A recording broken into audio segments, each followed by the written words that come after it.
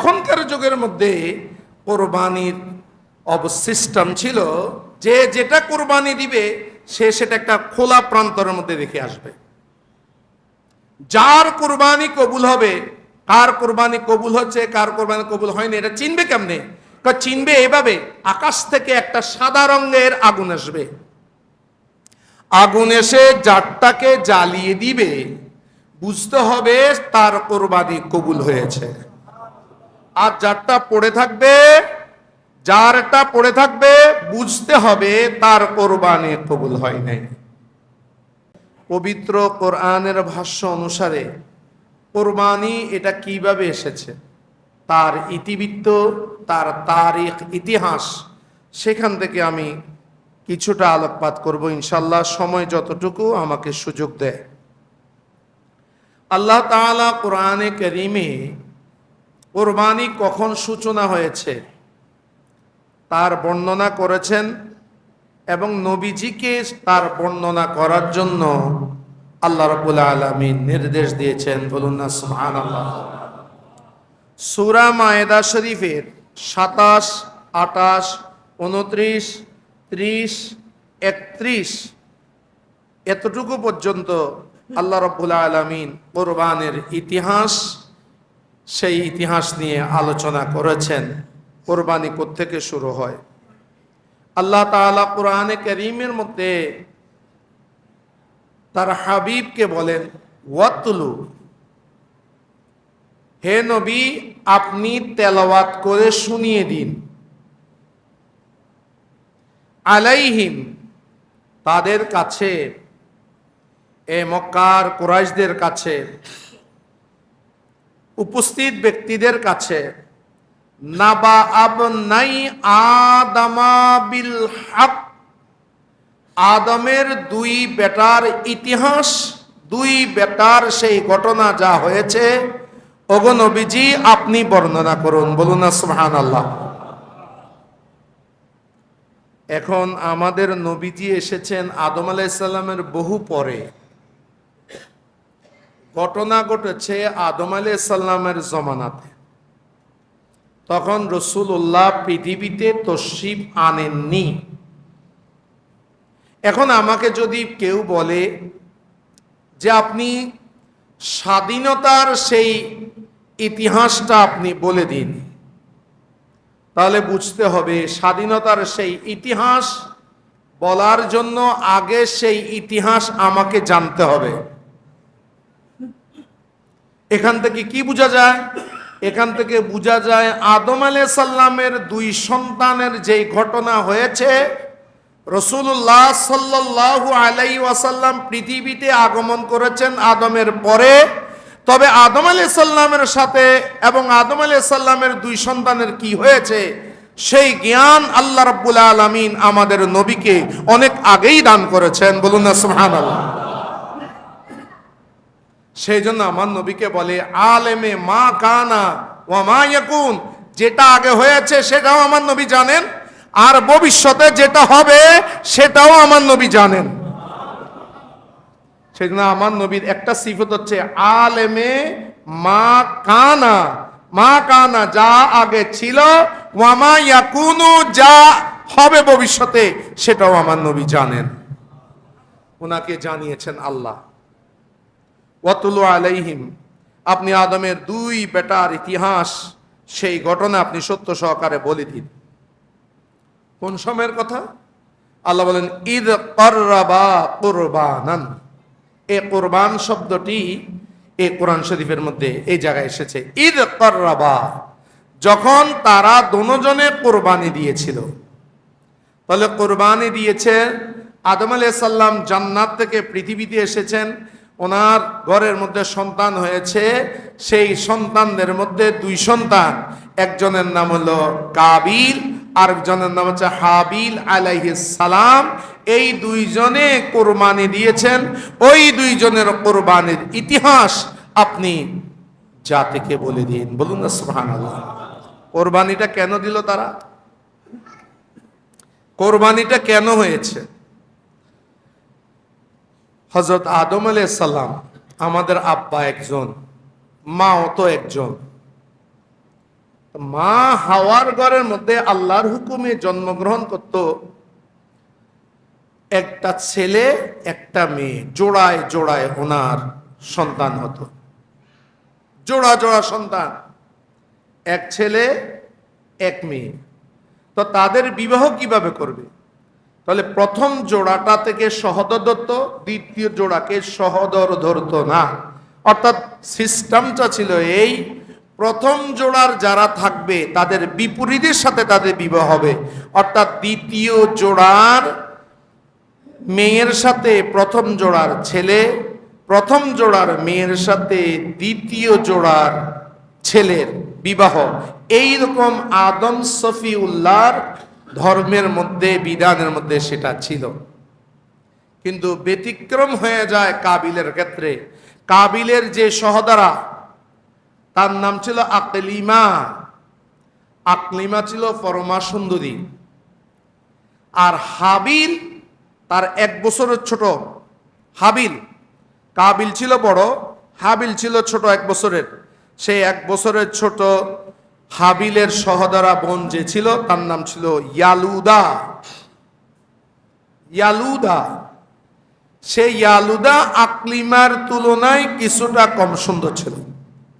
আকলিমার একেবারে বিশ্রী নয়, আকলিমার তুলনায় সুন্দর কম ছিল।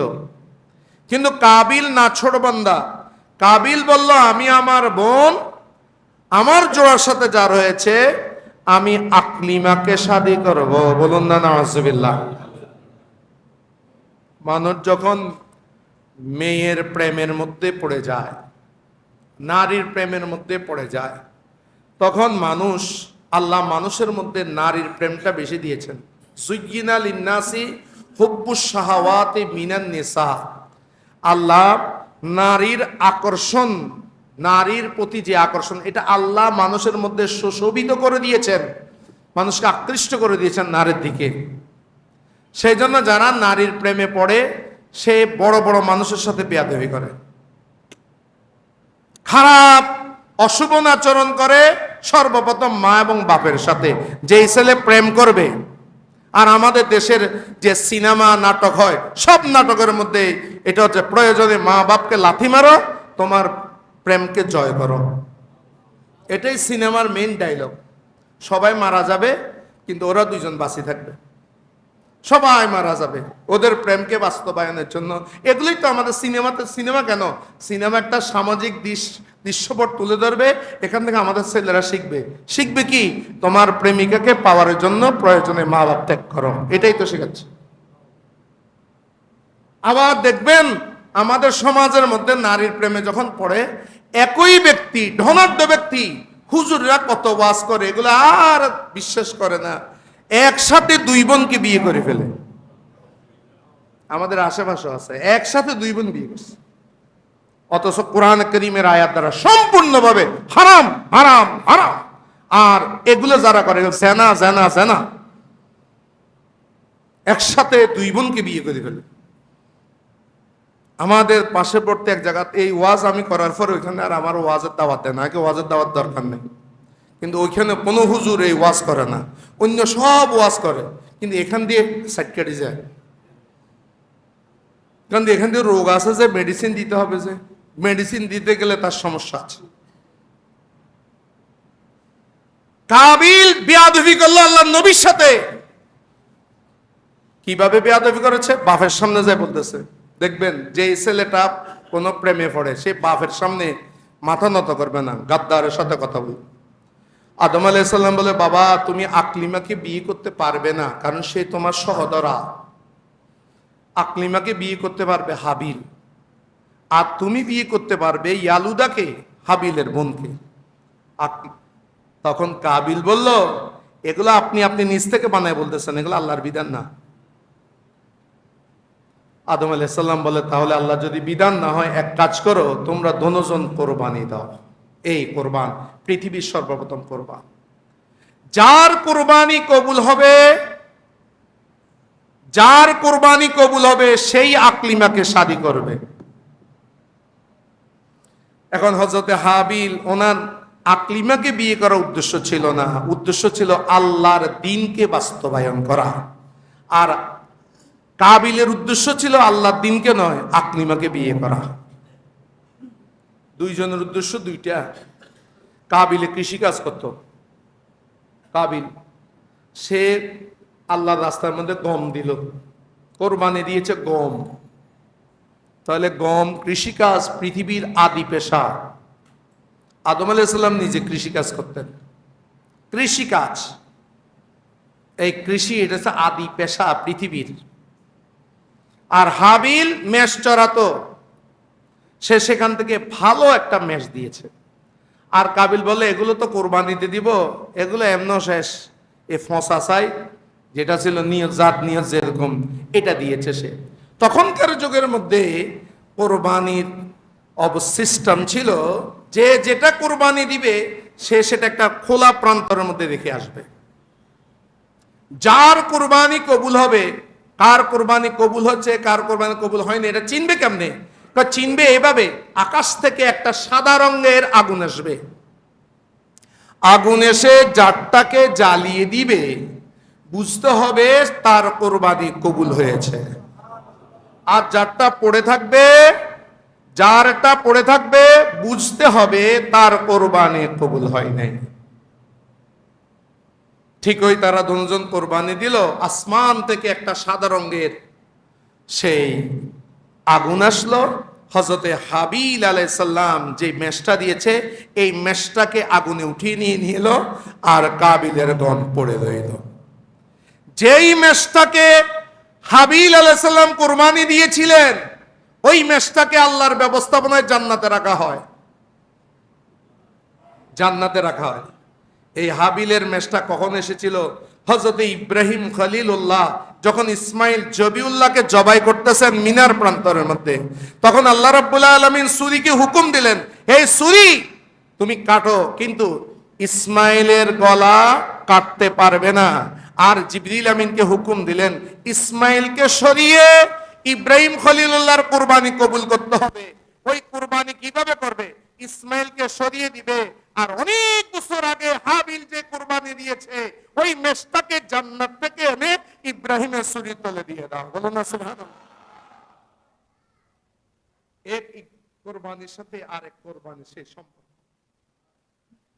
সেই ইব্রাহিম খলিলুল্লাহ হাবিলের সেটাকে জবাই করেছেন এবং এটা খানায়ে কাবার মধ্যে রক্ষিত ছিল আগে, তার মাথায় তেজ রেখেছিলেন। যাই হোক, আমি এদিকে যাচ্ছি না। তাহলে কোরবানি কবুল হয়ে গেল হযরতে হাবিলের। কাবিলের কোরবানি কবুল হয়নি। এখন বিধান মতে আকলিমাকে শাদী করবে কে? বলেন, হাবিল। আদম আলাইহিস সালাম হজ করার জন্য হজে গেলেন।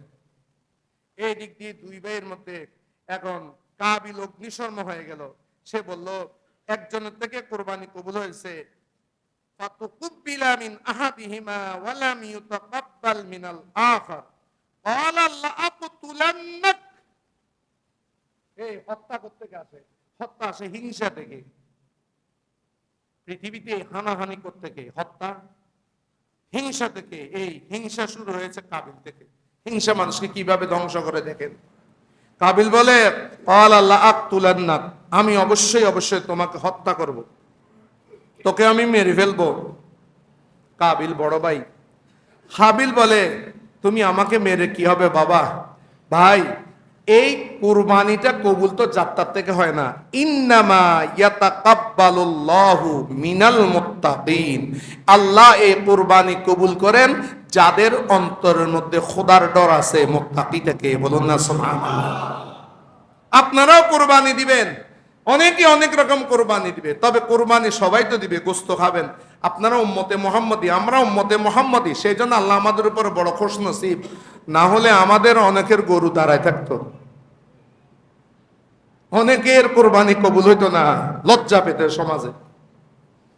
কারণ ঘুষের টাকা, সুদের টাকা, চাঁদার টাকা, বাটফারির টাকা ইত্যাদির টাকা 7 জনে মিলে দিয়েছে। 6 জনের কোরবানির টাকা সঠিক আছে, একজনের বেশ কম আছে, একবারে 7 জনের বরবাদ। কোরবানির পশু দাঁড়িয়ে থাকতো। আরেকটা হচ্ছে, আগুনে যদি জ্বালিয়ে দিত আমরা গোস্ত খেতে পারতাম না। আমরা কোরবানিও দিয়েছি, কোরবানি কবুল হচ্ছে, আবার কোরবানির গোস্ত খাচ্ছি। সবগুলো আমাদের নবীর নবীজির উসিলায়, বলুন না সুবহানাল্লাহ। হাবিল বলে এটা কবুল হয়, কোরবানি কবুল হয় মুত্তাকির পক্ষ থেকে। লাইম বাসাত্তা ইলাইয়া ইয়াদাকাল লিতাকতুলানি মা আনা বিবাসতি ইয়াদিয়া ইলাইকা লিআকতুলাক। হে আমার বড় ভাই, তুমি যদি আমাকে মারার জন্য তোমার হাতকে বাড়াও, কিন্তু আমি কিন্তু তোমার চাইতে শক্তিশালী বেশি। তুমি বড় ভাই, আমি ছোট ভাই, আমার গায়ে তোমার চাইতে শক্তি কম না, কিন্তু তুমি যদি হাত বাড়াও, আমি হাবিল কিন্তু হাত বাড়াবো না। কেন জানো? আমি দুইটা জিনিস চাই। তুমি যদি আমাকে মারো, তাহলে আমার গুনাহ যেগুলো আছে সবগুলো তোমার কাছে যাবে। আর তুমি আমার আব্বা জানের সাথে বেয়াদবি করেছ, এক, খোদার বিধানকে মানো নেই, দুই, 3 নম্বর কোরবানি কবুল হয়নি, কোরবানি পরিবার গাদ্দারি করেছ, আমাকে হত্যা করেছ, সবগুলো তোমার ঘাড়ের মধ্যে যাবে। কিন্তু সরে শুনে না শুনে ধর্মের কাহিনী, ওই আকলিমার প্রেমে আকৃষ্ট মানুষ যখন নারীর প্রেমে আকৃষ্ট হয়ে যায়, কি করে সে নিজেও জানে না, এই প্রিয় ভাইটাকে সে হত্যা করল। এখন হত্যা করে তার শব্দে হতে পড়ে আছে লাশ। এই পৃথিবীতে কবরের ইতিহাস, কবর কিভাবে হয়, মানুষ কবর বানানো শিখছে কোত্থেকে, এখন আসবে। এখন ভাইয়ের লাশটা কাঁধে নিয়ে ঘুরছে, কোথায় রাখবে? মেরে তো ফেলেছে, মেরে ফেলা, হাই হাই আমি কি করলাম। এখন ভাইয়ের লাশ এটা কাঁধে নিয়ে ফিটে নিয়ে ঘুরছে। তখন আল্লাহ রাব্বুল আলামিন আসমান থেকে 2টা কাক পাঠালো। কাক, পৃথিবীর সবচাইতে প্রাচীন পাখি হচ্ছে কাক। এই 2টা কাক আসলো। কাক এসে কাবিলকে দেখাচ্ছে, 2টা কাক ঝগড়া লিপ্ত হলো, একটা আরেকটাকে মেরে ফেললো। কাক একটা আরেকটাকে মেরে ফেললো। এগুলো কোরআন শরীফের আয়াত দ্বারা আছে। তখন আরেকটা কাক যে মেরে ফেলেছে তার ভাইটাকে, কাক তার মুখ দিয়ে ওই জমিন খনন করলো। জমিন খনন করার পরে ওই কাকটাকে টেনে এনে গর্তের মধ্যে ফেলে দিল, জমিন দিয়ে মাটি দিয়ে তাকে চাপা দিল। কাবিল বুঝতে পারলো যে এইভাবেই মানুষকে কবর দিতে হয়। সুবহানাল্লাহ। কাবিল তখন তার ভাইটাকে সেইভাবে কবর দিয়েছে। কবর দেওয়ার পরে সে বলতেছে আল্লাহর কাছে, হাই হাই হাই, ফাবাআসাল্লাহু গুরাবান ইয়াবাসু, গুরাব মানে কাক, ইয়াবাসু ফিল আরদে লিইউরিয়াহু কাইফা ইউয়ারি সাওয়াতাহি। কাককে মানুষের শিক্ষক হিসেবে পাঠালেন। মানুষ প্রকৃতি থেকে, মানুষ বলে প্রকৃতি বলে না, এটা হলো যারা আল্লাহতে বিশ্বাস করে না, সব ধর্মকে খুশি রাখার জন্য প্রকৃতি বলে। আমরা বলি প্রকৃতি না, এগুলো সব আল্লাহর দান। ওরা তো আল্লাহর দানের বিষয়, ওরা বলে দেয়ার ইজ নো গড, তো এটা বলবে ন্যাচারালি, ইংলিশে বলবে ন্যাচারালি, বাংলা বলে প্রকৃতিভাবে হয়। এগুলো কেমনে হয়? প্রাকৃতিকভাবে হয়ে যায়। প্রাকৃতিক দুর্যোগ, এই প্রাকৃতিক সবাই বলবে। হিন্দু বলবে প্রাকৃতিক, মুসলিমও বলতেছে প্রাকৃতিক, সবাই প্রাকৃতিক বলবে, কিন্তু এটা আল্লাহ প্রদত্ত কেউ বলছে না। যখন বলবে যে আল্লাহ প্রদত্ত, তাহলে বুঝতে হবে সে আল্লাহর উপর বিশ্বাস আছে। সেই জন্য আমরা প্রাকৃতিক মুকৃতি এগুলো বলি না। এ আল্লাহর দেওয়া, পাঠিয়েছেন কে? ফাবাআসাল্লাহ। কোরআন বলতেছে এটা প্রকৃতিগত ভাবে না, ফাবাআসাল্লাহু গুরাবান, আল্লাহ কাককে আল্লাহ পাঠিয়েছেন। এগুলো সবগুলো আল্লাহ সৃষ্টি করে। এই যে আল্লাহর সৃষ্টি থেকে আমাদেরকে শিক্ষা নিতে হয়। সৃষ্টিটা কার? বলেন কার? এটা এমনি এমনি হয় না। ওরা বলে এটা এমনি এমনি হয়, এখানের মধ্যে ফ্যাঁস আছে, কথাতে ফ্যাঁস আছে। ওরা বলে যে সবকিছু এমনি এমনি হয়, পৃথিবীতে জাত জাতটা এমনি এমনি হচ্ছে। আমরা বলি না, এগুলো সবগুলোর স্রষ্টা আল্লাহ, সৃষ্টিকর্তা করেছেন। এগুলো কেন সৃষ্টি করে? প্রত্যেকটা জিনিসের মধ্যে আমাদের শিক্ষা আছে। এই পাখি তো কবর শিখালেন, পাখি আরো শিখিয়েছেন, পাখি আরো শিখিয়েছেন। সেটা কি শিখিয়েছেন? আজকে ফজর নামাজ পড়ালাম অনেক দিন পরে, বাসাতে থাকতে হয়। ফজর নামাজ অনেক দিন আমি গিয়ে আজকে পড়ালাম ফজরের নামাজ।